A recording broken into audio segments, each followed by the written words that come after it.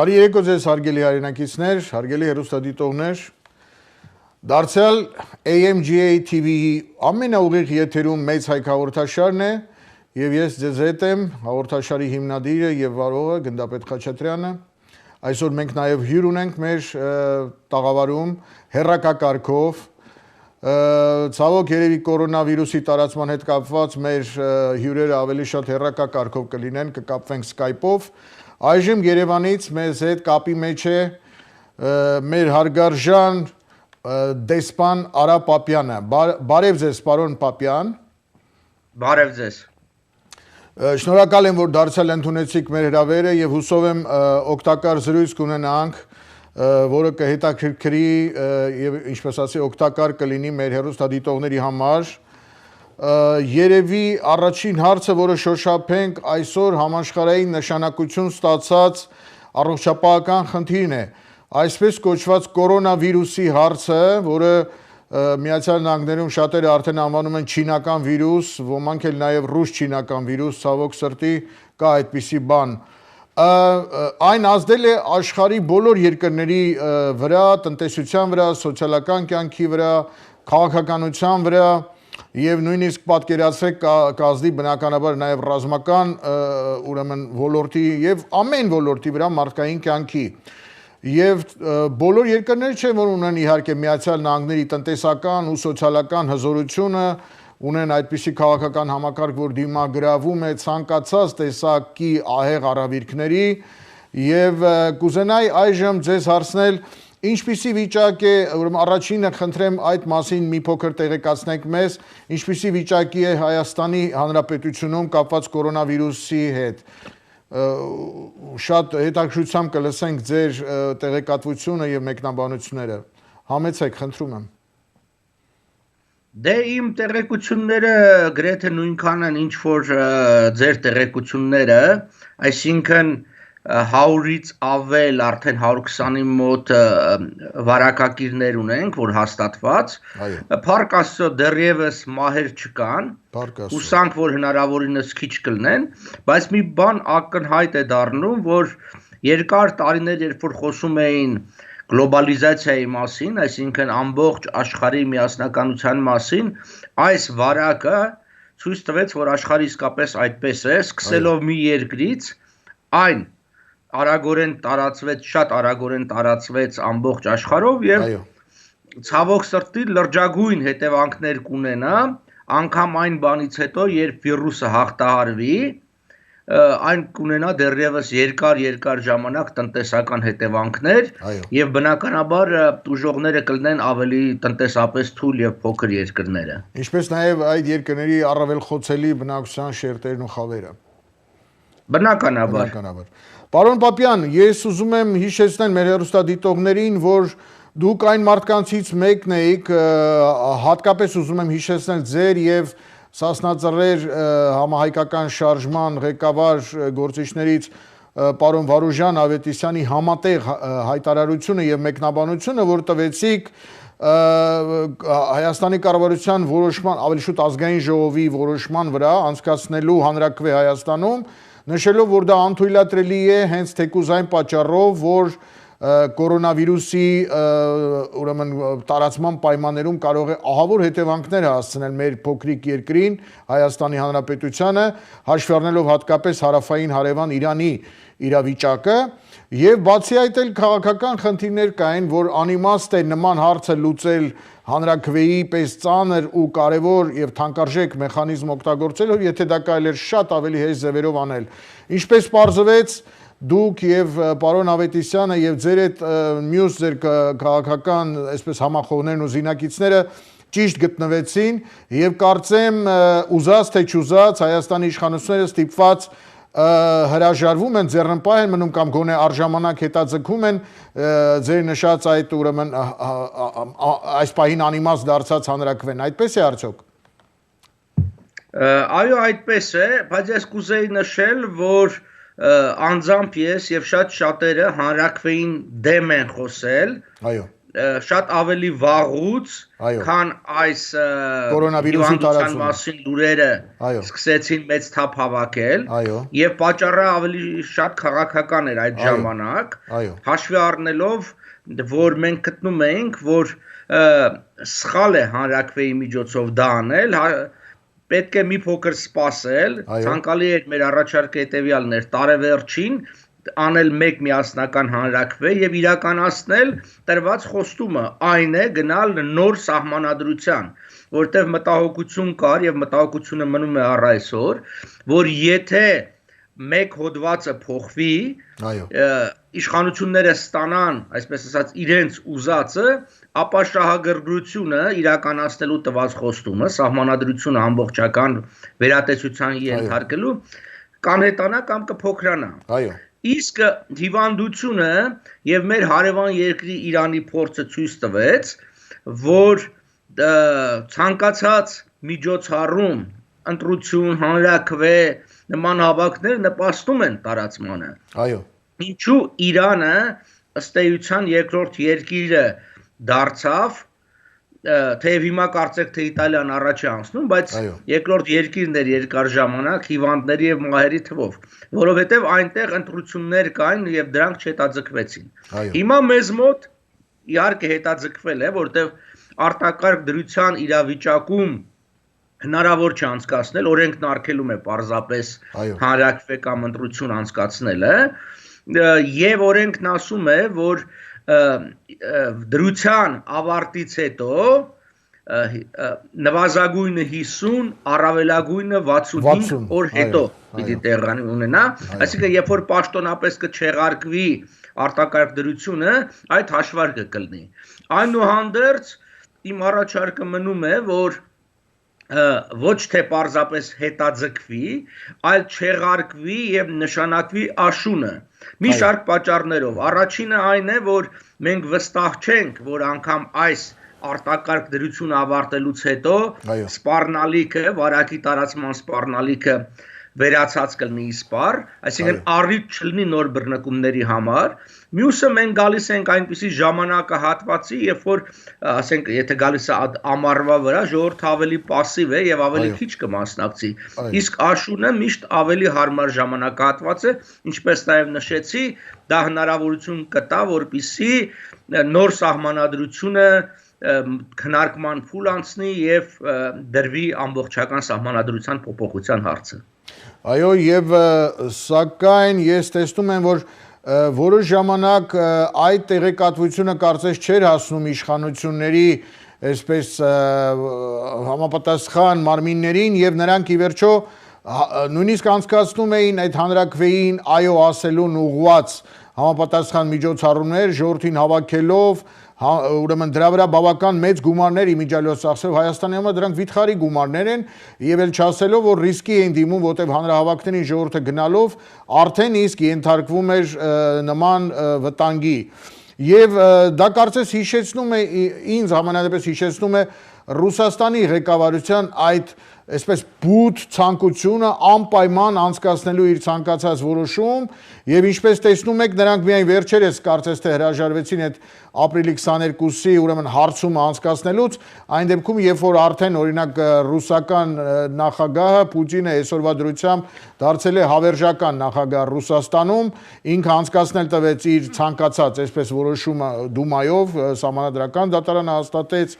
եւ կարծես նույն ձեռագրով աշխատում են փոքրիկ Պուտինները ավելի փոքրիկ Ռուսաստանի կոպիան հանդիսացող վասալ հանրապետություններում Ցավոք սրտի եմ ասում, բայց նմանությունը եւ աշխատանքի ոճը եւ ժողովրդի առողջության ու երկրի անվտանգության հանդեպ այսպես արհամարանքը կարծես թե զուգահեռաբար երևում է նաեւ այդտեղ։ Եվ քանի որ Ռուսաստանին անդրադարձակ, խնդրեի 1-2 բառով որպես միջազգայնագետ ձեր կարծիքը Ռուսաստանի տնտեսության այս սարսափելի վիճակին, որը հենց փաստորեն իրենց վարած սխալ քաղաքականության արդյունքներ այսպես ասած նավթային պատերազմը, որտեղ Ռուսաստանը իր իսկ սխալների հետևանքով տանուլ է տալիս, ինչի կարող է հանգեցնել Ռուսաստանի տնտեսական եւ նույնիսկ քաղաքական առումով։ Խնդրեմ ձեր գնահատականները, եթե կարելի է։ Բնականաբար շատ ծանր տնտեսական հետևանքներ սա կարող է ունենալ Ռուսաստանի համար, որովհետև արդեն իսկ նավթի գները էապես անկում են ապրել, ըստ որոշ տեղեկությունների $20 շուրջ են, իսկ ռուսական բյուջեի մեջ դրա կրկնակի բարձր գնով ամբողջ հաշվարկած, այսինքն մեծ դիֆիցիտով, պակասորտով կլինի, որը նշանակում է այն բոլոր ծրագրերը եւ ծախսերը, որը նախատեսված էին, հնարավոր չէ իրականացնել։ Նաեւ հաշվի առնելով, որ գազի եւ նավթի արտահանումը ռուսական արտահանման զգալի մասն է, այսինքն ճնշող 80-ից ավել տոկոսն է, կարծեմ 86% է կազմում, հետեւաբար կտրուկ անկում է ապրելու մուտքերը, եկամտային մուտքերը։ Մենք բայց այստեղ ցավոք սրտի անդրադարձանելու շատ ծանր նաև Հայաստանի վրա, որովհետև առաջին հերթին սա հանգեցրեց ռուբլու փոխարժեքի անկման, կտրուկ անկման, արդեն 85 էր եւ կանխատեսվում է որ մինչեւ 120 ռուբլին $1 կլինի, սա նշանակում է որ այն հայաստանցիները ովքեր որ ապրում եւ աշխատում են Ռուսաստանում եւ դրամ են փող են ուղարկում Հայաստան իրենց հարազատներին, ավելի քիչ են ուղարկելու զուտ փոխարժեքի փոփոխման հետևանքով։ Մյուս պատճառը որ ավելի քիչ են ուղարկելու դա այն է, որ իրենց եկամուտներն են էապես կրճատվելու։ Մենք տեսնում ենք որ փոքր եւ միջին բիզնեսը անկում է ապրում Ռուսաստանում, բնական երևույթ է դա բոլոր երկրներում էլ կա, բայց օրինակ Միացյալ Նահանգներում, այլ երկրներում փորձ է արվում, որ պետության աջակցությամբ դա կասեցնել կամ գոնե մեղմել։ Ու Ռուսաստանը այդ հնարավորությունը առանձնապես չունի։ Մեզ վրա ծանր հետևանք է թողելու նաեւ այն, որ մեր արտահանման ավելի քան 30%-ը հանդիսացող գունավոր մետաղների, ասենք բրինզի, մոլիբդենի, ոսկու գները եւս համաշխարհային շուկայում անկում են ապրել, որ նշանակում է մեր մուտքերը կրճատվելու են, եկամուտները կրճատվելու են։ Կամ մեկ այլ խնդիր, կապված մեր հարևան Ադրբեջանի հետ։ Իհարկե մի կողմից լավ է, որ հարևանի ես կասեի թշնամու տվյալ դեպքում ցավոք սրտի եկամուտները կրճատվում են, որտեվ իրենց մոտ էլի Ռուսաստանի նման 90%-ից ավել է եկամուտները նավթագազային, բայց սա կարող է հանգեցնել նրան, որ վիճակի ապակայունացումից խուսափելու համար Ադրբեջանը փորձի գնալ արկածախնդրության, այսինքն հրահրել արտաքին բախումներ, կարճատև, կարճաժամկետ փոքր պատերազմներ ժողովրդին ներքին խնդիրներից շեղելու եւ տրամադրելու հայերի դեմ։ Ադրբեջանում ցավոք սրտի ամեն ինչի պատճառը հայերն են, այսինքն փորձ արվի հայերի վրա բարթել այդ դժվարությունները։ Շնորհակալություն պարոն Պապյան, դե իհարկե դիկտատորական երկրներում իշխանությունը պահպանելու համար այդ ցարերը Պուտինի պես կամ ասենք սուլթանները փոքրիկ սուլթանիկներ ինչպես Ալիևն է եւ այլն իշխանությունը պահելու համար արտաքին ուրեմն խնդիրներ են ստեղծում, պատերազմներ են հրահրում, դա համաշխարհային պատմության մեջ արդեն փորձված եւ հայտնի մեթոդ է, այնպես որ ես լիովին միանում եմ ձեր այդ մտահոգությանը, իսկ ինչ վերաբերում է Ռուսաստանի տնտեսական քայքայմանը, շատ նման չէ արդյոք սա խորհրդային միության հետ կատարվածին, երբ որ հիշում եք 90-ականների սկզբին տեղի ունեցավ իմպերիայի կործանումը եւ դրա պատճառը 80-ականների կեսերին ծագած նույնանման նավթագազային ճգնաժամն էր եւ դարձյալ Սաուդյան Արաբիան իր դերը խաղաց այս հարցում եւ արդյունքում խորհրդային այդ պլանային տնտեսությունը, որը այդպես հիմնված էր նավթագազային եկամուտների վրա, ուղղակի պայթեց իր հետևից բերելով ուրեմն խորհրդային միության քաղաքական կոլապսին։ Նման չէ արդյոք սա Ռուսաստանի այսօրվա վիճակը եւ նույնանման արդյունքի արդյոք չի հանգեցնի տվյալ դեպքում ռուսական իմպերիայի մնացորդի համար, ռուսական պուտինյան կայսրության համար։ Ձեր գնահատականը խնդրեմ։ Վերջի շրջանում ես բավականին շատ զրույցներ եմ ունեցել ռուսաստանցի քաղաքական գործիչների եւ վերլուծաբանների հետ։ Նրանք բոլորը համոզված են, որ ի վերջո Ռուսաստանը ասում են նույնպիսի ապագա, ինչ որ սովետական միությանը։ Փլուզում։ Այսինքն կասկածը այն չէ, որ նման ճակատագիր է սպասվում, պարզապես ժամանակի վերաբերյալ են տարաձայնությունները։ Երբ կլինի դա։ Հա, երբ կլինի դա, ոմանք ավելի շուտ են կանխատեսում, ոմանք ավելի ուշ են կանխատեսում, ոմանք գտնում են, որ դա, այսինքն Ռուսաստանի տրոհումը կբերի շատ ծանր հետևանքների Հայաստանի համար, ոչ միայն տնտեսական, այլ նաև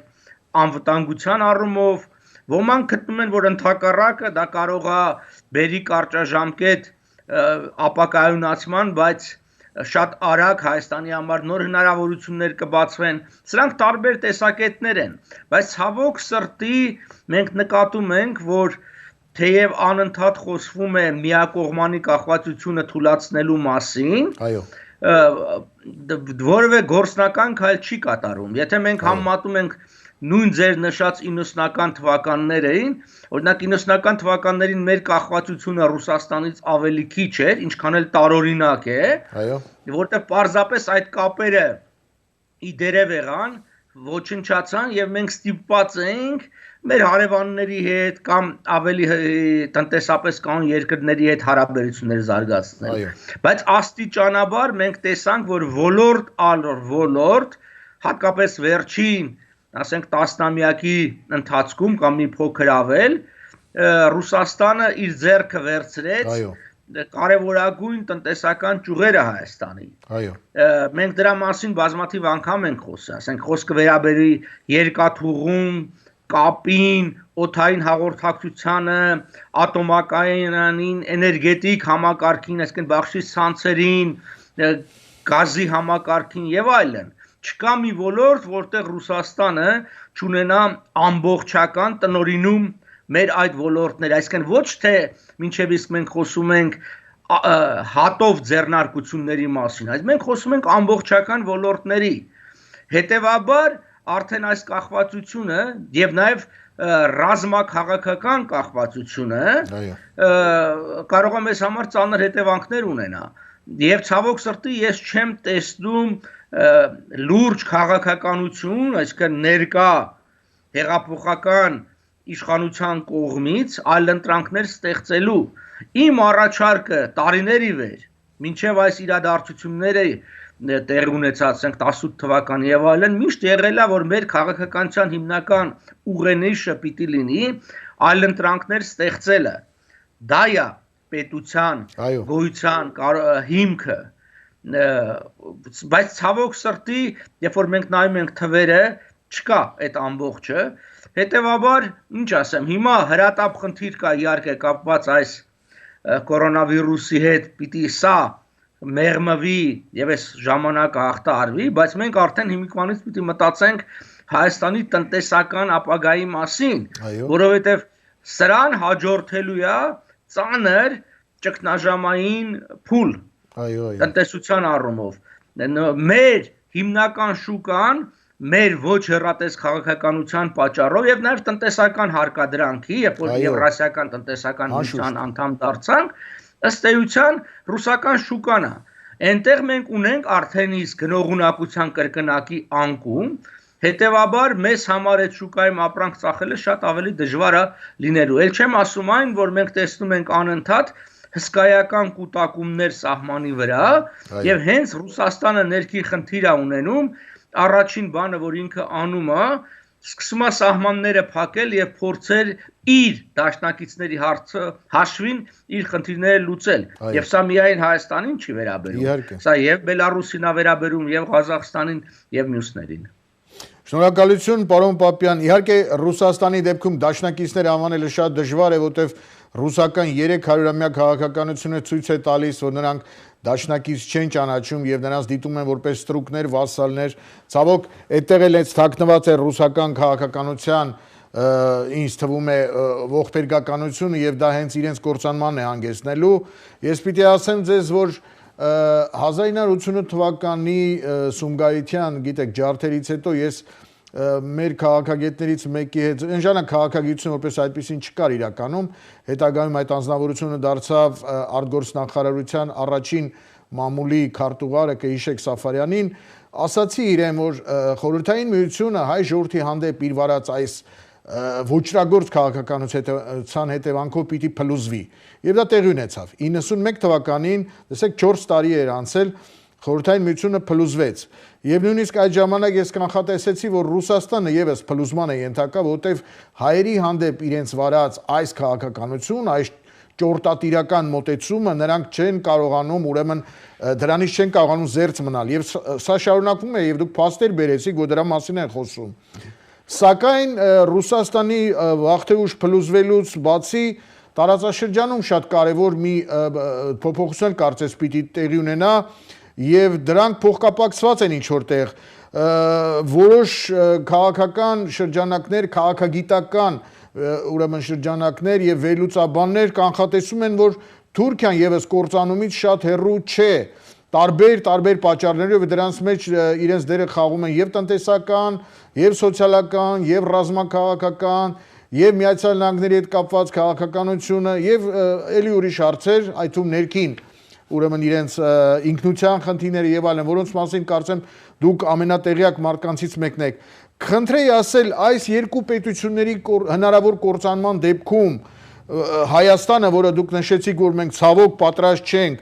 արդյոք կարիք չունի աջակցություն ստանալ ամբողջ աշխարհի հայությունից եւ ժամանակը չէ վաղուց արդեն որ հայերս ստեղծենք այսպես մի համաշխարհային հայկական ղեկավար կենտրոն եւ համաշխարհային հայկական ծրագիր, որը հենց նման ահավոր ճգնաժամային վիճակներում մեր ժողովրդին եւ մեր հայրենիքը կօգնի ոտքի մնալու եւ կօգնի նրան քաղաքակիրթ ազգերի ընտանիքի մեջ անցնելու, որտեղ այսօր Հայաստանը իսկապես ձեր նշած հանգամանքներով, որոնք լիովին իհարկե չի կարող բոլորը թվարկել, այսօրվա դրությամբ լիովին անպատրաստ է նման զարգացումների եւ սարսափելի իրավիճակի առաջ կարող է կանգնել, այնինչ եթե մենք այս ամենը նախապատրաստենք, նույնիսկ կարող ենք շահումով դուրս գալ այս կայսրությունների փլուզումից, չէ՞ որ 17 թվականի ռուսական կայսրության, իսկ հետո դրան հաջորդած Օսմանյան կայսրության ռազմական պարտության ու փլուզման հետևանքով Հայաստան ստեղծեց անկախ եւ մեծ շանսեր կային, որ դա կարող էր վերածվել ազատ անկախ եւ միացյալ Հայաստանի, բայց մենք այն ժամանակ էլ համապատասխան ղեկավար կենտրոն, համապատասխան ռեսուրսներ, ծրագիր եւ այլ ուրիշ հանգամանքներ չունեինք, համապատասխան դիվանագիտություն, գուցե դասեր քաղենք մեր 100 տարի առաջ տեղ ունեցած այս իրավիճակից եւ պատրաստվենք այսօրվա նման հեղաբեկումներին։ Խնդրում եմ այս մասին ձեր կարծիքը, հարգելի պարոն դեսպան։ Այն որ միջին արևելքում եւս մեծ փոփոխություններ են սպասվում, այդ թվում հին արդեն իսկ գոյություն ունեցող պետությունների տրոհում եւ նորերի առաջացումը, ես խոսում եմ ավելի քան 10 տարի, 15 տարի իմ տարբեր ելույթների մեջ, որը կանխատեսելի էր, որովհետեւ պատմություն ունի զարգացման տրամաբանությունը եւ տրամաբանությունը հետեւյալն է. կայսրությունները քանդվում են։ Այսօր եւ Ռուսաստանը եւ Թուրքիան կայսրություններ են տարբեր դրսևորումներով։ Եթե այնպիսի հզոր կայսրություններ, ինչպիսին բրիտանական, ֆրանսիական, իսկ նաեւ դրանից առաջ իսպանական կամ պորտուգալական կայսրությունները կործանվեցին, ինչու պիտի սրանք չկործանվեն։ Երբ որ դրա համար մենք տեսնում ենք բազմաթիվ տնտեսական, քաղաքական, անգամ ռազմական հիմքեր։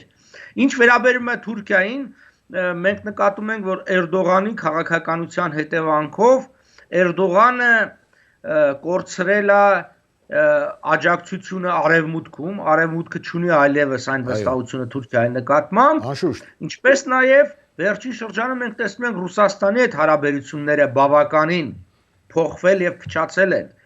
Եթե որևէ մեկը հետևում է ռուսական լրատվականներին, իսկ ես վերջի շաբաթ շատ ուշադիր եմ,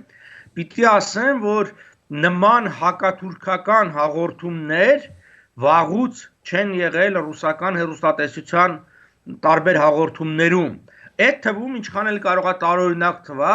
դրական մեկնաբանություններով Ուդրո Վիլսոնի իրավարար վճռի նկատմամբ, որովհետև այստեղ գնում է այն քաղաքականություն, ինչ որ բավականին երկար ժամանակ միշտ եղել է, երբ որ Ռուսաստանը փորձում է, ինչպես շատ երկրներ են արել, օգտագործել հնարավոր բոլոր լծակները։ Այսօր ռուսները բացահայտ խոսում են քրդական հարցի մասին, հայկական հարցի մասին, ալևիների մասին, զազաների մասին, այսինքն այս ամբողջը օգտագործելու են։ Մյուս կողմից Էրդողանը անընդհատ խոսելով Լոզանի պայմանագրի չեղարկման մասին եւ Հունաստանի նկատմամբ տարածքային հավակնությունների մասին իր դեմալարում Եվրոմիությանը Այո եւ մենք տեսնում ենք այդ լարվածության ուժեղացում եւս բայց ամենակարևորներից մեկը կարծում եմ այն է որ Միացյալ Նահանգները չունեն այլևս այն բացարձակ վստահությունը եւ շահագրգռությունը պաշտպանելու Թուրքիային հիմա այստեղ ամենակարևորը հետեւյալն է որ մեծ փոփոխությունները իրենց մեջ պարունակում են մեծ հնարավորություններ, ինչպես նաև մեծ վտանգներ։ Անշուշտ։ Այսինքն մենք կարող ենք շահող դուրս գանք, մենք կարող ենք կորցնող դուրս գանք։ Եվ սա մեզանից կախված չէ։ Ես ինքս տարիներ շարունակ ասել եմ, բոլոր նրանց ովքեր որ կողմնակից չէին հայկական հարցի առաջ մղմանը, ուսումնասիրմանը, նախապատրաստմանը, ես ասել եմ եւ շարունակում եմ, որ մեզանից կախված չէ հայկական հարցի վերարծարծումը, ինչպես ժամանակին այն ստեղծվեց անկախ մեզանից, ասենք Բերլինի կոնգրեսում այն դարձավ համաշխարհային հարց եւ կոչվելով հայկական հարց, այն հայերի հարցը չէր, այն միջազգային հարց էր, այնպես էլ հիմա մեզանից անկախ է դա քննարկվելու։ Մենք կկարողանանք այդ համընթաց քամին մեր առագաստներին ուղղել եւ առաջ գնալ կկարողանանք։ Եթե չենք կարողանա հարմարվել այդ քամուն, ապա մեր պետականության նավի կայմերը կարող են դրանից կոտրվել եւ ջարդվել։ Ինչ եմ ես տեսնում վերջի տարիներին, ասենքն այսպես ասած հեղափոխությունից հետո, ցավոք սրտի բացակայում է պետական մտածողությունը։ Մենք կարծեք թե մի մեծ թաղապետարան լինենք եւ զբաղվում ենք թաղապետարանի հարցերով։ Իհարկե ես չեմ նսեմացնում այդ հարցերը, դրանք շատ կարեւոր են։ Ճանապարհներ ասֆալտելու հարցը, չգիտեմ, տարբեր շենքեր նորոգելու հարցը, բայց սա պիտի արվի այլ մակարդակով։ Առավելագույնը պիտի արվի նախարարությունների եւ մարզպետարանի մակարդակով։ Պետության քաղաքական ղեկավարությունը պիտի զբաղվի մեծ հարցերով, ինչպես ամերիկացիք են ասում, think big։ Եթե դու մեծ չմտածես, մեծ խնդիրներ չդնես քո առջև, չես կարող դրանք լուծել։ Իսկ իմ համոզումը եղել եւ մնում է, որ հայոց պետականությունը կարող է գոյատևել, եթե այն լինի ավելի մեծ եւ հզոր, կամ չի լինի ընդհանրապես։ Փոքր Հայաստանը չի կարող գոյատևել, իսկ այն փոքր նավը ալեկոծ օվկիանոսի մեջ չի կարող կամ հավանականությունը որ կգոյատևի դիմանա շատ քիչ է, դրա համար խնդիրը հզորացումն է։ Հիմա ինչ ճանապարհներով կարելի է, այս էլի քննարկման հարց է։ Իհարկե դուք ասում եք լինի մի կենտրոն, որ համայն հայություն բան, դա թերևս ցանկալի, բայց ոչ իրագործելի խնդիր է։ Այստեղ պետությունը պիտի իր միջպետական հարաբերություններում առաջին հերթին փորձի հավասարակշռություն պահպանել։ Այսօր կան երկրներ, որոնք շահագրգռված են իրենց շահերից ելնելով Հայաստանի, ասենք, որպես հակակշիռ տարբեր ուժերի կամ լինելուն, կամ ասենք Հայաստանի հզորացման մեծացմանը, բայց այդ ուժերը պիտի հստակ հասկանան, որ Հայաստանի հզորացումն ու մեծացումը դա հայերի հզորացումն ու մեծացումն է եւ ոչ թե այլ երկրների ծառայությունների սպասարկման համար նախատեսված ինչ որ մի մարմին կամ կառույց կդառնա Հայաստանը։ Հասկանալի է, շնորհակալություն պարոն Պապյան։ Հենց դրա մասին ենք մենք խոսում, որովհետեւ մենք տեսնում ենք, որ այն ինչ որ կոչվում է այսօր Հայաստանի Հանրապետություն, նա իրականում շատ ճիշտ նկատեցիք, թաղապետարանի մակարդակի է իջեցված, որովհետեւ այլ իրավունքներ, այլ լիազորություններ այդ մարդկանց չի տրված եւ ոչինչ չի փոխվել այդ այսպես կոչված Թավշյա հեղափոխությունից հետո եւ Հայաստանի ստատուսը մնացել է նույնը եւ ավելի նույնիսկ այսպես խորացել է Ռուսաստանի գաղութ լինելու իրավիճակը եւ այդ իսկ պատճառով դուք հիանալի նկատում եք թե ինչ աստիճանի նրանք անտարբեր են ազգային հերանեկարային խնդիրների հետ կապված Եվ ես ուզում եմ հիշեցնել, որ ի տարբերություն օրինակ պետք է օրինակները վերցնել եւ գործող եւ օգտակար օրինակների աչքի առաջ ունենալ, օգտագործել մեր ազգային խնդիրները։ Տեսեք, հրեաները նույնիսկ պետություն չունեին, բայց նրանք կարողացան համաշխարհային գործոն դառնալ, որտեղ համախմբվեցին, ստեղծեցին համապատասխան կենտրոն, ստեղծեցին ազգային ծրագիր եւ ի վերջո նաեւ ստեղծեցին այդ պետությունը, նրա տարածքը, բերեցին բնակչություն, ստեղծեցին արդյունաբերություն։ Այսօր 10 հզորագույն ռազմական առումով եւ տեխնոլոգիապես բարձրագույն պետությունների տասնյակի մեջ է Իսրայել պետությունը եւ միայն ընդօրինակել է հայերիս համար, ասել որ հայերը այդպեսին չեն կարող, ես չեմ կարծում։ Ուղղակի անհրաժեշտ է ճիշտ օրինակներ վերցնել եւ ճիշտ ուղղությամբ շարժվել։ Ինչ վերաբերում է նավին, ես համաձայն եմ, այսօր Հայաստանը առանց քարտեզի, անկողմնացույց, նույնիսկ կարող ենք ասել առանց նավապետի եւ նույնիսկ առագաստներ չունեցող մի նավի է նման, որին հոսանքը այս կամ այն կողմ է քշում եւ մենք չենք կարող ուղղել մեր նավի ընթացքը այնտեղ, ուր պետք է, որտեղ չունենք ծրագիր, չունենք անհրաժեշտ թիմ, չունենք անհրաժեշտ պատրաստված անձնակազմ, որ դրանով զբաղվի։ Եվ ես հիշում եք նախորդ հաղորդումներից մեկի ժամանակ ձեզ հետ զրուցելիս ասացի, որ ես օրինակ կուզենայի ձեր պես, պարոն Պապյան, արտաքին գործոս նախարար ունեն մեր ապագա Հայաստան, ազատ, անկախ եւ միացյալ, որը տեսնելու մտքից երբեք չեն հրաժարվի, կարծում եմ, եւ եթե նման մարդկանց այդ անձնակազմի մեջ ներգրավեն, բայց այդտեղ արդեն համակարգային փոփոխություններ են պետք։ Իհարկե դուք պետք չեք իրանց եւ ձեր պես պատրաստված բազմաթիվ անձինք ունի հայ ժողովուրդը։ Դրա համար դուք մնում եք լուսանցքում։ Եվ ես հենց այս տեսնելով շատ ուրեմն վրդովված եմ, որ օրինակի համար ոստիկանները գնացել են Տիգրան Խզմալյանի տուն, պահանջել ջնջել Facebook-յան մի գրառում, որտեղ նա զգուշացնում է, ասենք թե այս նույն կորոնավիրուսի, որի մասին խոսեցինք, ուրեմն վտանգի մասին, եւ ինչ է ասել, մարդը զգուշացնում է, որ մեր ժողովրդին վնաս չպատճառվի։ Ուրեմն այդ ոստիկանությունը, երբ որ պետք է գնա, ասենք Սերժ Սարգսյաններին բռնելու, Լևոն Տեր-Պետրոսյաններին եւ մնացած գաղութային ռեժիմի նախկին ներկայացուցիչներին ու իրենց ուրեմն այդ ամբողջ կամարիլյան, որ այսօր ազատման են գալիս, բացի Քոչարյանից, այն էլ լրիվ ուրեմն շոուի վիճակ է, կարծես վերջում արդարացնելու են Լևանան եւ դարձան քաղաքական գործիչ, այդպես է հրամանը երևի ստացված Մոսկվայից։ Հիմա դուք տեսնում եք, զբաղված են մի մարդու դեմ արշավանքով, որը ուրեմն ռուսական դեսպանության դեմ եւ կառավարության դեմ ցույց էր կազմակերպել իր կուսակցության 12 անդամներով, ընդամենը 12 հոգի էին գնացել, որպեսզի վտանգ չլիներ վարակման եւ այլնի, եւ պահանջել էին ուրեմն Հայաստանի կառավարությանը վերջապես հրաժարվել Կարսի պայմանագրից, ինչը կարող են անել։ Եվ այսօր Մոսկվայի պայմանագրի 99-րդ տարեդարձն է, ընդամենը մի քանի օր առաջ է լրացել։ Ես ուզում եմ այդ մասին եւս մենք մի երկու բառ ասենք, որտեղ մարտի 19-ն է այսօր, Երևանում արդեն 20-ը պայմանագիրը համարվում է մարտի 16-ին կնքված, բայց իրականում մարտի 18-ին է, չէ՞ կնքվել, այսինքն շատ հեռու չենք մենք 99-ամյակից, ընդամենը այստեղ 1 օր է անցել, ձեր մոտ 2 օր, եւ խնդրեի ձեզ այս հարցերի մասին մի փոքր ձեր կարծիքը եւ առաջին հերթին օրինակ ինչու է այդպես ուրեմն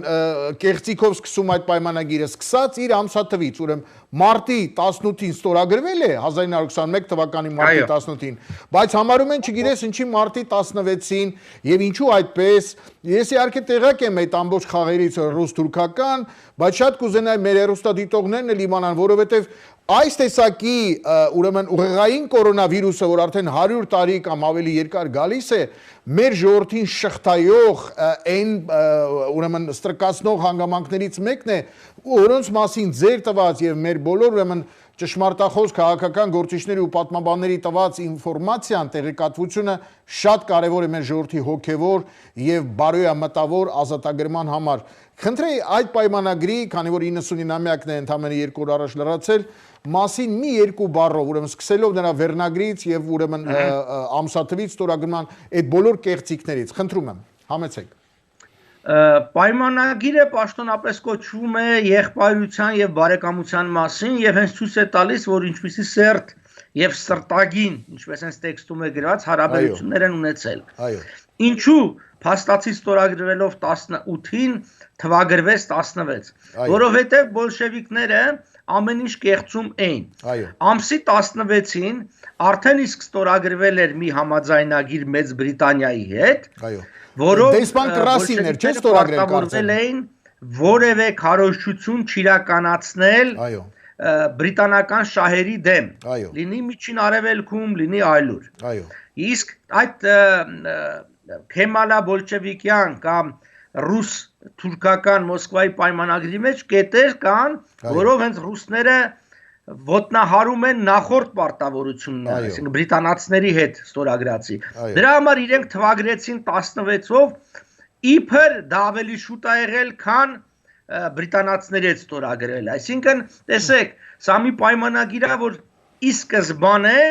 եղել է կեղծիքի վրա։ Էլ չեմ խոսում այն, որ երբ որ մենք միջազգային իրավունքի տեսանկյունից քննարկում ենք այդ պայմանագիրը, ակնհայտ է դառնում, որ այդ պայմանագիրը կնքման պահից եղել է անօրինական եւ անվավեր, որովհետեւ կնքող կողմերը չեն հանդիսացել պետության օրինական կառավարության լիազոր ներկայացուցիչներ։ Այսինքն ոչ քեմալականները եւ ոչ բոլշևիկները չեն ճանաչվել համապատասխանաբար Օսմանյան կայսրության կամ Թուրքիայի եւ Ռուսաստանի օրինական կառավարությունները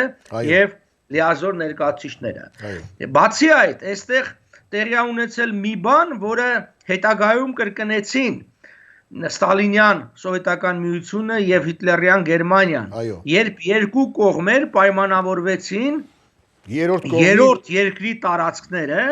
կամ երկրների տարածքները իրար մեջ բաժանելու կամ մյուսներին տալու։ Եվ մենք տեսնում ենք, երբ հնարավորություն եղավ արդեն 88-ից սովետական միությունում մթնոլորտ էր փոխվել դատապարտելու Ռիբենտրոպ-Մոլոտով պակտը, որը կնքվել էր 39 թվականի օգոստոսի 23-ին, դրա վերաբերյալ այդ ժամանակ ՍՍՀ համագումարը, պատգամավորների հարահարab համագումարը 89 թվականի օգոստոսի 24-ին դատապարտող եւ իրավաքաղաքական դիրքորոշում արտահայտող որոշում ընդունեց։ Սա ի պատասխան այն հարցի, որ շատերն ասում են, իսկ մեզ ինչ է տալու, ասենք Մոսկվայի պայմանագրի դատապարտումը։ Ես օրինակ եմ բերում, որ հասկանան, որ դա ինչքան կարևոր էր Բալթյան երկրների համար, որ այն պահին, երբ որ Ռիբենտրոպ-Մոլոտով պակտը արդեն իսկ չեղարկված էր, միևնույնն է նրանք պահանջում էին դատապարտում։ Մեր դեպքում դա ավելի քան կարևոր է, որովհետև այսօրվա ստեղծված իրավաքաղաքական վիճակը, այդ թվում նաև տարածքների վերաբաշխումը, որ տեղի ունեցել այդ անօրինական պայմանագրի հիման վրա։ Եվ քաղաքական գնահատականը, իրավական գնահատականը կարևոր է, որտեղ դրանով ի դերև է դառնում հիմքը։ Այստեղ շատ մենք պիտի զգույշ լինենք, հաճախ լսում ենք այնպիսի բառակապակցություն, որ Մոսկվայի պայմանագիրը պետք է չեղարկվի։ Չեղարկվելը սխալ բառ է, որտեղ չեղարկվել կարող է այն պայմանագիրը, որը օրինապես ուժի մեջ է։ Ոչ Մոսկվայի պայմանագիրը, ոչ Կարսի պայմանագիրը երբեք օրինական չեն եղել։ Հետևաբար չեղարկման մասին խոսք չկա։ Մենք պիտի խոսենք այդ պայմանագրերի դատապարտման եւ դրանց նկատմամբ իրավաքաղաքական դիրքորոշման արտահայտման մասին։ Եվ նման մի հայտարարությամբ մի քանի կուսակցություններ վերջերս հանդես եկան եւ մի քանի անհատ գործիչներ, այդ թվում նաեւ ես։ Եվ ես կարծում եմ, որ առաջիկա 1 տարին, որ սկսել է, այսինքն մենք 20 թվականի մարտից մինչև 21 թվականի մարտը կամ մարտի 16-ը, այս 1 տարվա ընթացքում հնարավորինս շատ այս հարցը պիտի արծարծենք եւ պիտի հասնենք նրան, որ Ռուսաստանը իրավաքաղաքական դիրքորոշում արտահայտի, ինչպես կրկնում եմ, Ռիբենտրոպ-Մոլոտով պակտի նկատմամբ արեց։ Շատ շնորհակալություն։ Պաստորեն այդ 100-ամյակի 1-ամյակը համարենք այսօր սկսված ձեր այս հայտարարությամբ, բայց ուզում եմ ձեզ ասել, պարոն Պապյան, տեսեք, պայմանագիր, որը դուք շատ իրավացի կերպով համարում եք, եւ այդպես է իրականում, ապօրինի փաստորեն միջազգային իրավունքի բոլոր նորմերի խախտումով իրականացված եւ հանգարց մենք տեսնում ենք Հայաստանի Հանրապետության սահմանները այսօր Ախուրյան, Արաքս անցնում են Թուրքիայի հետ այդ գծով, բայց այդ որ պայմանագրով է դա սահմանված։ Եթե ոչ ռուսական, այդ ռուս-թուրքական եղբայրության պայմանագրով Մոսկվայի, որի մասին մենք մի փոքր առաջ խոսում էինք։ Դրա համար էլ ես նշեցի, որ այդ պայմանագիրը ստեղծել է փաստացի իրավիճակ։ Փաստացի իրավիճակը դեռևս իրավական իրավիճակը չէ, որովհետև ես բազմիցս նշել եմ, որ Հայաստանի Հանրապետության սահմանը դա Woodrow Wilson-ի իրավարար վճռով որոշված սահմանն է։ Պարզապես Հայաստանի Հանրապետության տարածքի զգալի մասը օկուպացված է, այսինքն ռազմակալված է Թուրքիայի կողմից։ Ինչպես օրինակ հյուսիսային Կիպրոսն է օկուպացված թուրքական բանակի կողմից։ Ի վերջո, այդ օկուպացիան հո չի բերել նրան, որ հյուսիսային Կիպրոսը դարձել է Թուրքիայի մաս։ Այնպես էլ իրավական առումով Օսմանյան կայսրության նախկին Վան, Բիթլիս, Էրզրում եւ Տրապիզոն նահանգների զգալի մասի վրա մնում է Հայաստանի Հանրապետության տիտղոսը։ Եվ այստեղ ես ուզում եմ շեշտել, որ ելի մենք բառամթերքի նկատմամբ ուշադիր լինենք, սա Հայաստանի Հանրապետության տարածք է, ոչ թե հայկական պատմական հողեր, ոչ թե արևմտյան Հայաստան, որ ասվում է, որովհետև Հայաստանի պատմական հողերը կամ պատմական Հայաստանը շատ ավելի մեծ է։ Բայց մենք արդեն խոսում ենք Հայաստանի Հանրապետության տարածքների մասին։ Այսինքն տարածքներ, որոնց նկատմամբ Հայաստանի Հանրապետության իրավունքները ճանաչվել եւ ամրագրվել են, կատարման համար պարտադիր, անժամանցելի, անփոփոխելի փաստաթղթով, այն է իրավարար վճռով։ Հետևաբար այս տարիների ռազմակալումը չի փոխում այդ իրավական հետևանքը։ Ես հենց դա եմ ուզում ասեմ, որ տեսեք, անհեթեթություն է միջազգային իրավունքի տեսակետից եւ պատմականորեն փաստորեն ստացվում է, ինչպես դուք շատ լավ ցույց տվեցիք, որ գոյություն ունի պայմանագիր, որը իրականության մեջ լիովին ապօրին է եւ փաստորեն ինքը չպիտի գործի, բայց այդ պայմանագիրը ստեղծել է իրավիճակ, որ մենք ունենք Ախուրյան Արաքսով սահման, որ Նախիջևանը Հայաստանի Հանրապետությանը չէ, որ Արցախի հարցը վիճարկվում է, այնիշ դա լրիվ մեր տարածքն է, հələ դրան գումարած նաև Դաշկեսան, Գետաշեն, այսինքն ամբողջ այն մասը, որը կոչվում է Ուտիկ եւ Գանձակ մինչեւ հասնող մասը, եւ նաև խոսքը նույնիսկ Ջավախքին է վերաբերում, այդ ամենը Հայաստանին է պետք է լիներ, բայց մենք տեսնում ենք, որ Մոսկվայի ռուս-թուրքական այդ եղբայրության պայմանագիրը ստեղծել է իրավիճակ, երբ որ մենք այս անարդարացի սահմանները ունենք եւ մեր ժողովուրդը սեղմված է բոլորովին ուրեմն անհեթեթ ու ապօրինի պայմանագրով սահմանված սահմանների մեջ։ Հենց այս մասին եմ ես ուզում ասել ձեզ, պարոն Պապյան, չնայած շատ լավ դուք բացատրեցիք եւ ինչպես է ուրեմն մեր կառավարությունը այս ամեն ինչին նայում հանգիստ կերպով երկրորդ տարին է որ արդեն հեսա կլրանա ժամկետը երկրորդ տարին է որ նոր իշխանություն են եկել եւ ինչպես տեսնում եք հայկական ռազմավարական ազգային շարժերի ուրեմն շահերի տեսակետից որևէ մեկին ձերպես էքսպերտների եւ ընդհանրապես հայկական հարցի տեղյակ եւ նման խնդիրների մասին հիանալի ուրեմն տեղեկացված մարդկանց ամբողջ այս տված ուրեմն ինֆորմացիան բացարձակապես անտեսում են եւ ես չեմ տեսնում թե հայկական կառավարությունը կամ արտգործնախարարությունը որևէ քայլ արել է այս ուղղությամբ։ Եթե ես սխալվում եմ, խնդրեմ ինձ ասեք։ 18 թվականի իրադարձություններից հետո ես գրավոր առաջարկներով դիմեցի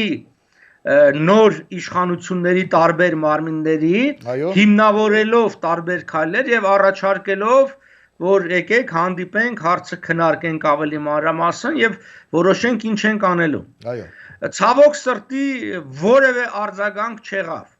Երբ որ այսօր երբեմն այսպես բանավեճի մեջ եմ մտնում, որ կապված այդ պարգևավճարների հետ, որ գիտեք, մարդիկ ասում են, դե արժանի են, լավ աշխատողները պիտի պարգևավճեն, ես ասում եմ, իսկ այդ ինչով որոշեցիք լավ աշխատողնով է, երբ որ անգամ նախկին իշխանություններին ես լինելով ընդդիմադիր, երբ որ առաջարկ էի ներկայացում եւ ոչ միայն ես, գոնե քննարկվում էր կամ գոնե չէր արամարվում, այստեղ այդ քննարկումներ չի եղել։ Հիմա ինչ պիտի անի Հայաստանի Հանրապետությունը։ Հայաստանի Հանրապետությունը բնականաբար առաջին հերթին պիտի խարխլի, պիտի չեզոքացնի այն իրավական հիմքը, որի վրա իբր խարսխված է օրինակ Ադրբեջանի իրավատիրությունը Արցախի նկատմամբ կամ Նախիջևանի նկատմամբ։ Դրա համար կան մի շարք քայլեր եւ այդ քայլերը ես 2003 թվականից եմ առաջարկում գրավոր։ Այո։ Էլ բանավորի մասին չեմ ասում, գրավոր։ Սկսած Քոչարյանի ժամանակ հանդիպել եմ նաեւ Սերժ Սարգսյանի հետ, տվել եմ Նիկոլ Փաշինյանի հետ հանդիպում չի աջողվել ի տարբերություն նախկիների հետ, որոնց հետ շատ ավելի հեշտ էր հանդիպելը, բայց արդյունքը էլի մնում է զրոյական։ Առաջին բանը, որ պիտի արվի, կարծում եմ դա այն է, ինչ որ կոչվում է legal assessment, այսինքն իրավական գնահատական մենք պիտի պահանջենք մասնագիտական խմբից։ Այո, դա ծախսավորոշակի անհատի համար, ինձ համար մեծ ծախսա, դրա համար չեմ կարողանում անել, դա մի $300,000 շուրջ է եւ մի տարի ժամանակ է պահանջում, բայց պետության համար բան չէ, այսինքն լավագույն մասնագետներին պետքա դիմել հարցումով, արդյոք Հայաստանի այսպես ասած սովետականացումը հանդիսանում էր միջազգային իրավունքի ոտնահարում, թե ոչ։ Այո։ Ես վստահ եմ իհարկե, որ պատասխան լինելու է, այո, դա ոտնահարում է,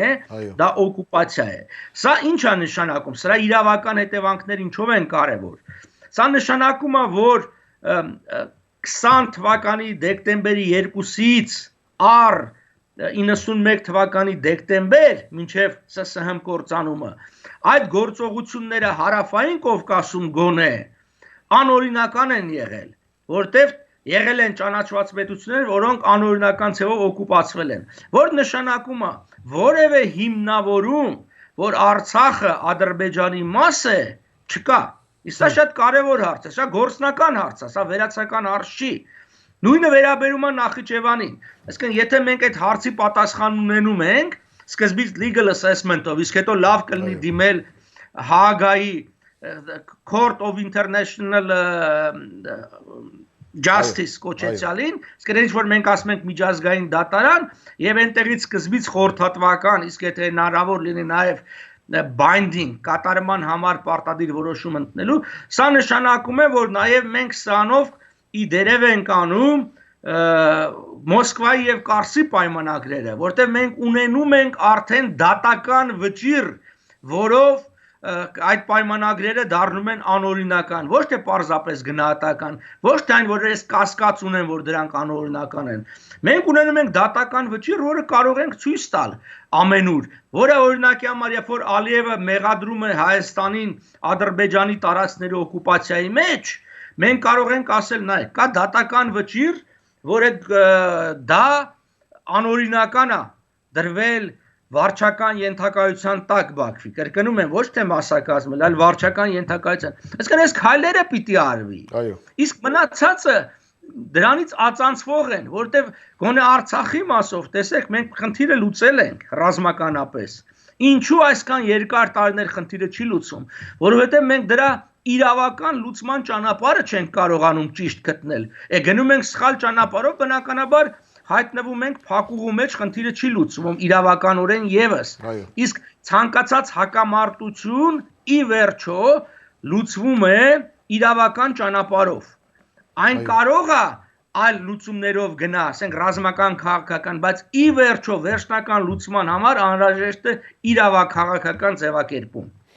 Ես անշուշտ ձեզ հետ համաձայն եմ, չնայած 18-րդ դարի պրուսական մեծ արքանիշում եք, Ֆրիդրիխ Մեծը ասում էր, դուք գրավեք տարածքը, իսկ հետո գտնեմ բազմաթիվ պատմաբաններ եւ իրավաբաններ, որոնք կապացուցեն, որ դա ձերն է եղել։ Բայց ամեն դեպքում, պարոն Պապյան, լիովին համամիտ եմ ձեր հետ։ Լսում եմ ձեզ։ Ասում եմ, բայց դա 18-րդ դարում էր, 21-րդ դարում մի քիչ դրա համար շեշտեցի 18-րդ դարում։ Այժմ պատերազմները վարվում են ոչ միայն սվիններով եւ թնդանոթներով, հրացաններով, վաղուց արդեն հիբրիդային պատերազմների ժամանակաշրջան է, դրանք կարող են վարվել այո տնտեսական միջոցներով եւ նույնիսկ կորոնավիրուսներով եւ այլ ցավալի դրսևորումներ գտնել աշխարհով մեկ եւ ցավոք սրտի որոշ պետություններ նաեւ գոտկատեղից ներքև հարված հասնելու հնարավորություն ունեն եւ եթե չեն կարող տնտեսական ազնիվ մրցակցության մեջ հաղթել դիմում են ամենավատ մեթոդներին ահաբեկելով հակառակորդ երկրի բնակչությանը կամ երկրների բնակչությանը եւ չխորշելով որևէ տեսակի ստորություններից այդ թվում տեղեկատվական պատերազմում բայց հենց այդ պատերազմի մասին եմ ուզում ձեզ հետ հիմա խոսել Դուք տեսնում եք հայոց պատմության ակադեմիական հրատարակության 4-րդ հատորը, հարգելի երուսադիտողներ, գիրք առաջին։ Ես պարոն Պապյանին հեսա մի բան եմ ասելու որպես պատմաբանի, որտեղ նաև միջազգայնագետ է եւ դեսպան եւ պատմաբան։ Պատմությունը, հայոց պատմությունը հայերի համար ռազմավարական գիտություն է, որովհետեւ այդտեղից է բխում նաև մեր որպես ազգ ինքնությունը մեր պահելու եւ անկախ մտածողություն ունենալու, ուստի այդտեղից է բխում նաև անկախ պետություն ստեղծելու հնարավորությունը։ Անշուշտ ես շատ ուրեմն տխրում եմ այն փաստից, որ այսօր աշխարհում կա 12 միլիոն հայ, որոնց ընդամենը 2 միլիոնն է ապրում Հայաստանի Հանրապետությունում, մեր հայրենիքի տարածքում, ասում են կա նաև 12 միլիոն իսլամացած կամ ծպտյալ հայեր, 10-ից 12 միլիոն, ընդհանուր թիվը կազմում է 20-24 միլիոն հայություն։ Եվ տեսեք, այդ ամբողջ հայությունը այսօր չի կարող իր ճակատագիրը իր ձեռքի մեջ վերցնել, որտեղ այն 2 միլիոն հայությունը, որը գտնում է Հայաստանի Հանրապետությունում, գտնում է ռուսական օկուպացիայի տակ փաստացի, ոնց ուզում եք վերցրեք, իշխանության են բերվում ինչ-որ խունտաներ, այնտեղ Լևոն, հետո գալիս է նրան հաջորդելու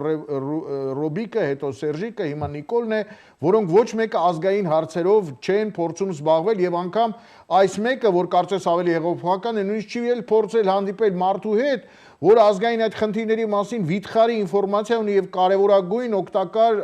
հնարավորություններ կտար այդ կառավարությանը, եթե դա լիներ հայկական ազգային կառավարություն։ Ոստի հենց դրա համար եմ ասում, որ մենք պիտի մեր ամբողջ հայությունով աշխարհով մեկ փորձենք ինչ-որ մեխանիզմ ստեղծել, որպեսզի մեր բախտը վերցնենք մեր ձեռքը։ Բայց ինչից է գալիս մեր խնդիրները։ Խնդիրներից մեկը դա այդ ռուսական ուրեմն կայսրության խաղացած դերի մասին մեր բացարձակ ժողովրդի մեծագույն մասի, իհարկե դուք գիտեք պարոն Պապյան շատերը, տեսեք, հենց այս ակադեմիական հրատարակությունը, որը բացեցի, 254-րդ էջում ասում է շատ հետաքրքիր մի բան թուրք-հայկական պատերազմի հետ կապված։ Տեսեք, ասում է Հայաստանը շրջապատված էր 4 ռազմաճակատներով։ Նշում է Կարս Ալեքսանդրապոլի, իհարկե դա ռազմաճակատ չէր, դա ուղղություն էր Կարս Ալեքսանդրապոլը, բայց ամեն դեպքում լավ։ Հեղինակները մի քիչ այստեղ սխալվել են։ Սուրմալուի, հասկանում ենք, սա հարավ-արևմտյան ռազմաճակատն էր, արևմտյան, հարավ-արևմտյան, հա, այստեղ դրոներ, գիտենք հրամանատարը, Նախիջևանի ռազմաճակատ, մենք հասկանում ենք, որ այդ ուղղության վրա օկուպացիոն ռուսական բանակներ, չէ՞, որտեղ թուրքերը չէին այդտեղ, եւ Դիլիջան Ղազախի, այստեղ հաստատ երևում է, որ կարմիր բանակներ։ Հիմա մենք տեսնում ենք 4 ռազմաճակատ, բայց խոսքը գնում է թուրք-հայկական պատերազմի եւ դրա արդյունքում Հայաստանի կործանման մասին։ Ինչի նշելով 4 ռազմաճակատների մասին, մեր հարգարժան գիտնականները ժողովրդին ճշմարտությունը լրիվ չեն ասում, որ այդ 4 ռազմաճակատներից 2-ը հայ-թուրքական պատերազմի ռազմաճակատներ են, իսկ 2-ը ռուս-հայկական, որովհետև Դիլիջան Ղազախում կանգնած էր ռուսական կարմիր բանակը, որի վերջո մտավ Հայաստան, դուք գիտեք, եւ Նախիջևանում են, ինչպես նաեւ Դարալագյազի եւ Զանգեզուրի մի մասում որոշ ժամանակ կանգնած էր էլի ռուսական բանակը։ Այսինքն այսպիսի կեղծարարություններով եւ վերջում գլխի ամբողջ եզրափակումը կարդալով, որ 3 մեծ կետեր են տալիս, թե ինչու հայկական պետությունը կործանվեց, ռազմական պարտություն կրեց Թուրքիայից, չի նշում գլխավորագույն պատճառը, որ Ռուսաստանն էր այդ պատերազմին մասնակցում, երկրորդ խփող կողմը, ինչպես դուք ասացիք Մոլոտով-Ռիբենտրոպ պայմանագրի դեպքում, Լեհաստանին ոչնչացնողը եղավ ի վերջո Ռուսաստանը, որտեղ Վարշավայի մոտ լեհական բանակը կռվում էր Գերմանիայի դեմ, վերջի պահին կացինով խփեցին ռուսները հետևից եւ նույնիսկ լեհական պայքարող դիվիզիաները եւ փրկված զորամասերը նրանք շրջապատեցին, սպայակազմին էլ տարան, ոչնչացրեցին, մի խոսքով պետությունը երկու կողմից հարձակվելով ոչնչացրեցին։ Նույն բանը 19 տարի առաջ նրանք կատարել են մեր հայրենիքի Հայաստանի Հանրապետության հանդեպ։ Եվ այստեղ չի կարող լինել երկրորդ հանրապետություն, դա կեղծիք էր, երրորդ հանրապետություն, որը անվանում են այսօր, եւ այդ ամենի իմաստը հենց դա է, որպեսզի ժողովրդից թաքցնեն ճշմարտությունը, իր հետ կատարվածը չներկայացնեն այնպես ինչպես կա։ Բայց չասելով ճշմարտությունը, մենք փաստորեն հանգում ենք այսօրվա վիճակին եւ չենք կարողանում մեր ժողովրդին տանել ճիշտ ուղով, եւ դրա համար կարիք կա, որ ձեր պես անձինք հանդես գան, ներկայացնեն այդ միջազգային պայմանագրերը, դրանց մասին ճշմարտությունը, այդ կեղծիքը, որ սկսում է այդ նույն ռուս-թուրքական եղբայրության պայմանագրի վերնագրից ու ամսաթվից, վերջացած նրա ամբողջ ուրեմն բովանդակությամբ, բայց այդ կեղծիքով այսօր մեր Հայաստանի սահմաններն են եւ մեր ժողովրդի վիճակն է սահմանվում։ Ահա նման խնդիրների մասին ենք մենք ամեն անգամ փորձում ներկայացնել եւ եթե նորից եմ կրկնում չազատագրենք մեր ժողովրդի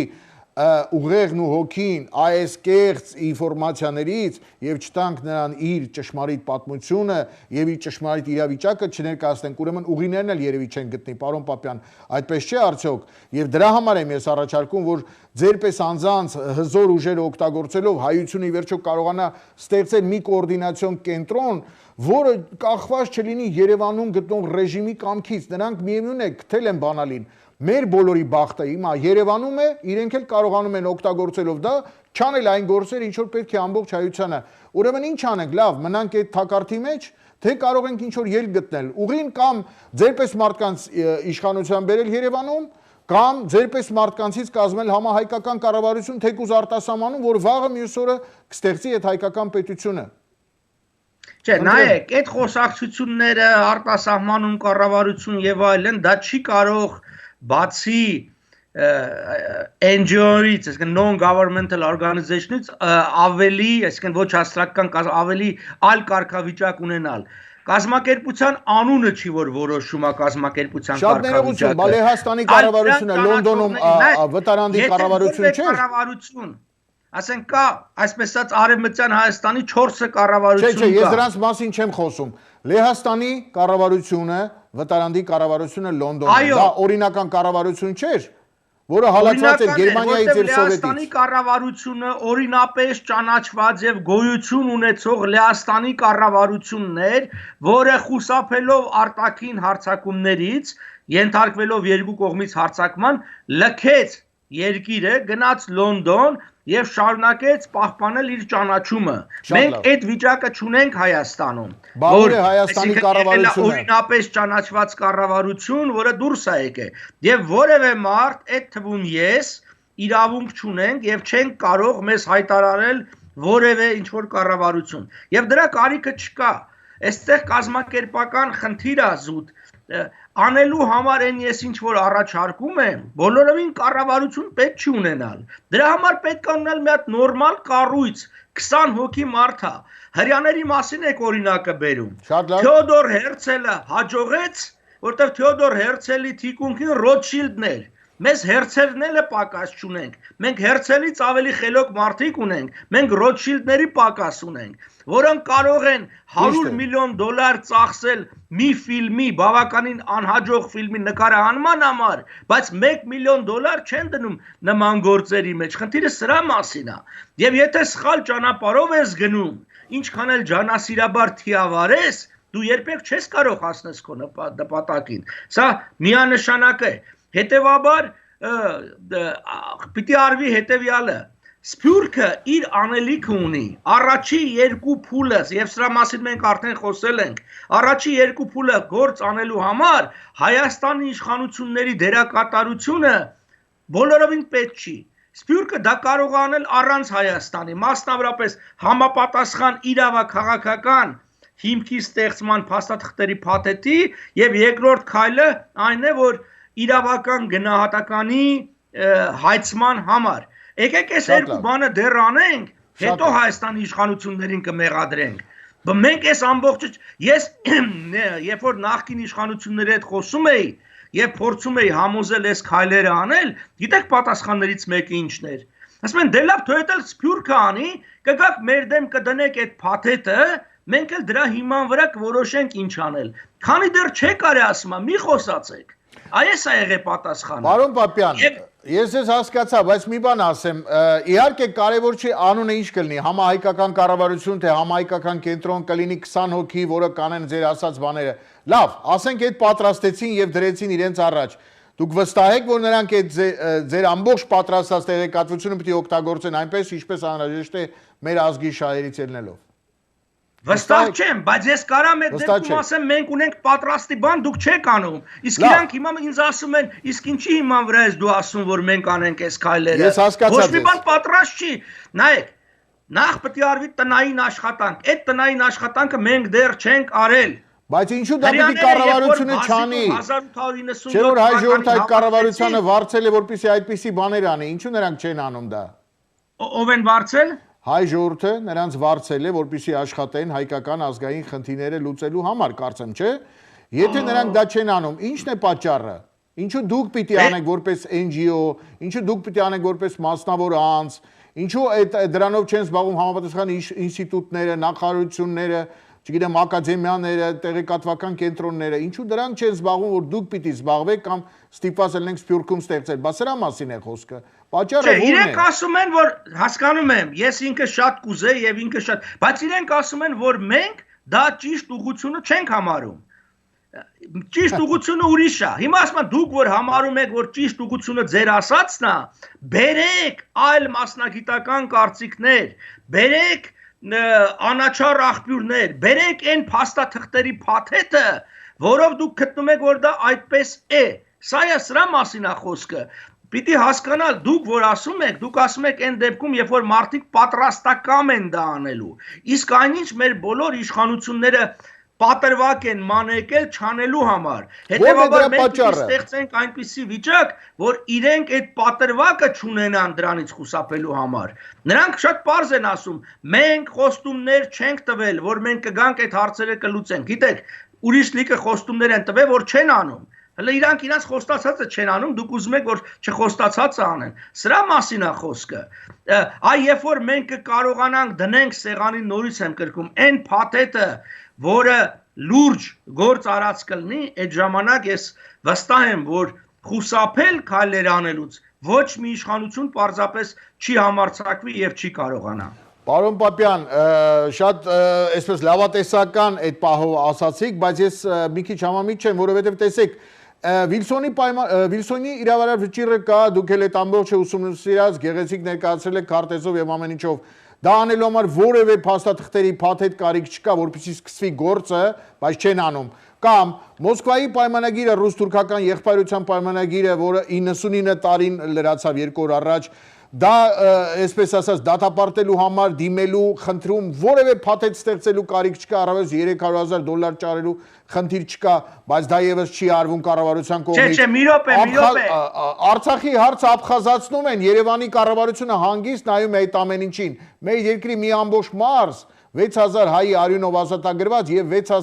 6000 հայի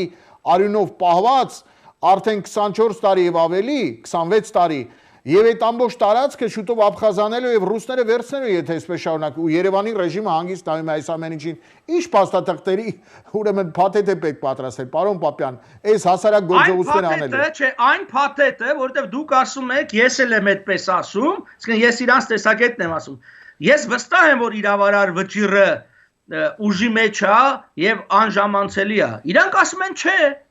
ով ասեց։ Ցույց տուր այն մասնագիտական կարծիքը, որ ասում է իրավարար վճիռ ուժի մեջ է։ Դուք ասում եք, որ Մոսկվայի պայմանագիրը անօրինական անվավեր է, ով ասեց։ Օրինական է եւ վավեր է։ Ցույց տուր այն մասնագիտական կարծիքը, որտեղ գրված է, որ դա անվավեր է եւ այլն։ Կարծիքի կարիք չկա, պարոն Պապյան, կարծիքի կարիք չկա։ Դուք ինքներդ էլ գիտեք, որ Վիեննայի կոնվենցիայով դա արդեն չեղարկվում է։ Չէ, կարծիքի կարիք կա, մինչեւ չլինի համապատասխան մարմնի վճիռ։ Տեսեք, այ ես հիմա դատի մեջ եմ, իմ դեմ դատ են բացել Ով։ Քոչարյանների ընտանիքը կապված բջջային հեռախոսների հետ։ Բոլորը գիտեն, որ Քոչարյանների ընտանիքը եղել է այդ բիզնեսի մեջ։ Մարդիկ դիմել են դատարան եւ ասում են ապացուցիր դատարանում, որ նման բան կա։ Եթե ես չկարողանամ ապացուցել դա, այդ ձեր ասած բոլորը գիտեն, համընդհանուր գիտելիքը էական չի։ Պիտի լինի դատա վճիռ։ Պիտի լինի համապատասխան մարմնի որոշում։ Չկա այդ որոշումը, ուրեմն չկա։ Հետևաբար նորից եմ կրկնում։ Քանի դեռ չկա համապատասխան առնվազն, եթե չեմ ասում դատական վճիռ, առնվազն գոնե legal assessment, այսինքն մասնագիտական կարծիք այդ հարցի վերաբերյալ անաչառ աշխատանքային խմբի, ամեն մեկը ազատ է մեկնաբանելու։ Եվ իմ համոզումը, իմ խորագույն համոզումը եւ ձեր համոզումը, որ իրավարար վճիռը ուժի մեջ է, իսկ Մոսկվայի պայմանագիրը ոչ, դեռևս իրենց համար հիմք չի։ Իրենք ասում են, դուք ասում եք սա, ես էլ կբերեմ 10 մարդ, որոնք գիտական տարբեր կոչումներ ունեն, դոկտորներ են, պրոֆեսորներ են, ակադեմիկոսներ են, դեսպաններ են, որոնք հակառակը կպնդեն։ Հիմա ոնց ենք մենք իրանց բերանը փակելու այդ հակառակ պնդումների։ Դա չի լինի այս խոսակցություններով, հասկանում եք։ Այս խոսակցություններով ես 14 տարի այս խոսակցությունների մեջ եմ։ Դա միայն կլինի համապատասխան փաստաթուղթը սեղանին դնելով։ Սրա մասին է խոսքը։ Պարոն Պապյան, այդ ինչ որ դուք ասացիք միայն մի բան է եւս մի անգամ ապացուցում։ Բաստորեն դուք 14 տարի ասացիք փորձել եք մղելու հայկական իրարահաջորդ կառավարություններին աշխատելու եւ կատարելու իրենց գլխավորագույն խնդիրներից մեկը իրենց պարտքը հայ ժողովրդի հանդեպ եւ ես ուզում եմ ասեմ ձեզ, եթե դուք լինեիք արտգործնախարար այսօր Հայաստանում, օրինակի համար Վարուժան Ավետիսյանի պես մեկը լիներ վարչապետ կամ Պարուր Հայրիկյանի պես մեկը լիներ ազգային ժողովի նախագահ, օրինակ եմ ասում, կամ Ժիրայր Սեֆիլյանի պես մեկը լիներ, ասենք, ռազմական նախարար եւ այլն, կամ Շանթ Հարությունյանի պես մեկը լիներ, կառավարության անդամները այսպիսի մարդիկ լինեին, ազգային մտածողության, ժողովրդավարական ուժերի ներկայացուցիչները լինեին, ապա կարիք չէ լինի կառավարությանը մղելու դա անելու, որովհետեւ օրինակ ձեր ղեկավարած արտգործնախարարությունը հանդես կգար հայտարարությամբ կնշեր, որ Վիեննայի կոնվենցիա կա, այդ կոնվենցիայի այսինչ կետերով միջազգային պայմանագրերի վավերականության մասին, այս պայմանագրի օրինակ Մոսկվայինը այսպես խախտում է այդ ուրեմն միջազգային ամբողջ ուրեմն իրավունքը եւ այլն, եւ համապատասխան ձեր ղեկավարած նախարարության վարչությունները կամ բաժիններն էլ կստանային հանձնարարություն այդ ամբողջ փաստաթղթային բազան ներկայացնելու ընդհանրապես խնդիր չելնի եւ այնտեղ պարգևատրումներ կարելի էր այդ մարդկանց տալ դրա համար որտեղ ազգային խնդիր կլուծեին բայց հիմա դուք տասնամյակներ շարունակ զբաղված եք այդ կառավարությանը մղելու որպեսզի նրանք ճշմարիտ այդ գործը կատարեն եւ հələ փաստորեն ստացվում է որ մենք պիտի Սփյուռքում գտնենք մարդիկ ճիշտ եք ասում պետք է ունենանք այդ մարդիկ Ռոքֆելերներ ու Ռոթշիլդներ որոնք ազգային խնդիրների համար գումարներ տրամադրեն Բայց ինչի համար է հայկական կառավարությունը, որը վիթխարի գումարներ է ստանում Սփյուռքից, 60-70%-ը որոշ հաղորդումների համաձայն ձևավորվում էր Միացյալ Նահանգների եւ Արևմտյան Սփյուռքի, մեր հայկական Սփյուռքի գումարների հիման վրա հայկական բյուջեի եւ այդ ամբողջը քամում է Մոսկվան ու տանում է հայոց հանքերի 400 հանքերի եկամուտն էլ հետ է, բայց այսօր մենք անհրաժեշտ գումարը չունենք, որպեսզի ձեր պես հայկական ազգային շահերին ծառայող ինտելեկտուալները կարողանան այդ ազգային կարևորության փաստաթղթերը ներկայացնել նախ ամբողջ մեր հայ հանրությանը, հայ ժողովրդին եւ հետո նաեւ միջազգային հանրությանը եւ պաշտպանեն մեր ազգային շահերը, որի համար է հայկական պետությունը ստեղծված եւ ոչ թե նրա համար, որպեսզի Մոսկվայի համար հայկական զորքը Սիրիա ուղարկի եւ պատերազմ հայտարարի փաստորեն Միացյալ Նահանգներին։ Պարոն Խաչատրյան, տեսեք ինչ հարց կա։ Ես գիտեք նոր չի իմ հայացքները շատ են խոսել, բայց ոնց են փակում մեր բերանը շատ պարզ։ Ասում են ձեր հայացքները ընդամենը 2% է ստացել Հայաստանում։ Հետևաբար, այն ով որ 78% է ստացել, նա է որոշելու։ Հիմա զուտ դեմոկրատիայի տեսանկյունից մարդիկ ճիշտ են ասում։ Ասում են դուք խոսել եք չէ սրա մասին, գնացել եք ընտրապայքարի, արտահայտել եք այս գաղափարները, ժողովուրդը 2%-ից քիչ ձայն ա տվել, ինչ եք խոսում։ Հիմա ես ո՞նց փակեմ այդ մարդկանց բերանը։ Ես կհավատա իրենց, պարոն Պապյան, ես կհավատա իրենց, եթե այդ արդյունքները եւ տոկոսները, հաշվողները չլինեին Օսիպյանները եւ նկարողները չլինեին Մուկուչյանները, Երբ որ կունենանք մենք արդար եւ ազատ ուրեմն ընտրական, կենտրոնական ընտրական հանձնաժողով կունենանք համապատասխան ներքին գործոց նախարարություն կամ ոստիկանություն, որը կտա ճիշտ տվյալներ Հայաստանի բնակչության ընտրողների թվերի մասին եւ բնականաբար կունենանք արդար ընտրություններ եւ այս ամենը կհաշվարկվի օբյեկտիվորեն, այն ժամանակ ես կհավատամ թե ինչ տոկոսներ են հաղթել, բայց ես տեսնում եմ որ ամբողջ հայ ժողովուրդը ձգտում է իր երկրի ազատ անկախ միացյալ Հայաստանի ստեղծմանը, բայց չենք տեսնում մի կառավարություն որը որ դրանով զբաղվի այս 30 տարվա ընթացքում եւ ընդհակառակը տեսնում ենք որ նրանք անընդհատ խորացնում են գաղութային կախվածությունը Ռուսաստանից։ Սա ենք տեսնում։